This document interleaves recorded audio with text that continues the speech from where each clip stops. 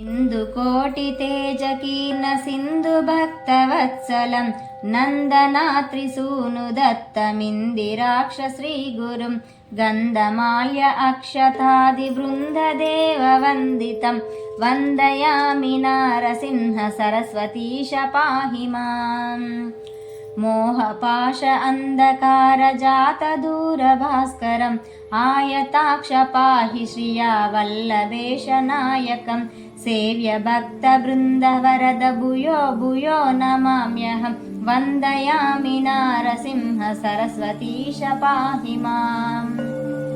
चित्तजातवर्गषट्कमत्तवारणाङ्कुशं सत्यसारशोभितात्मदत्तश्रिया वल्लभम् उत्तमावतारभूतकर्तृभक्तवत्सलं वन्दयामि नारसिंह सरस्वतीश पाहि माम्।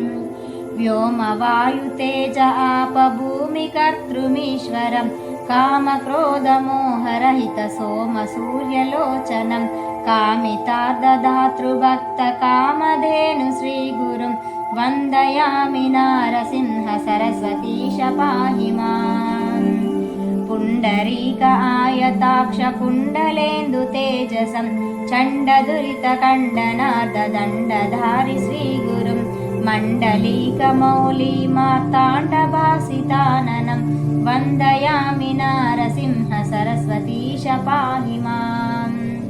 वेदशास्त्रस्तुत्यपादमादिमूर्ति श्रीगुरुं नादबिन्दुकलातीतकल्पपादसेव्ययं सेव्य भक्तवृन्दवरद भूयो भूयो नमाम्यहं वन्दयामि नारसिंह सरस्वतीश पाहि माम्।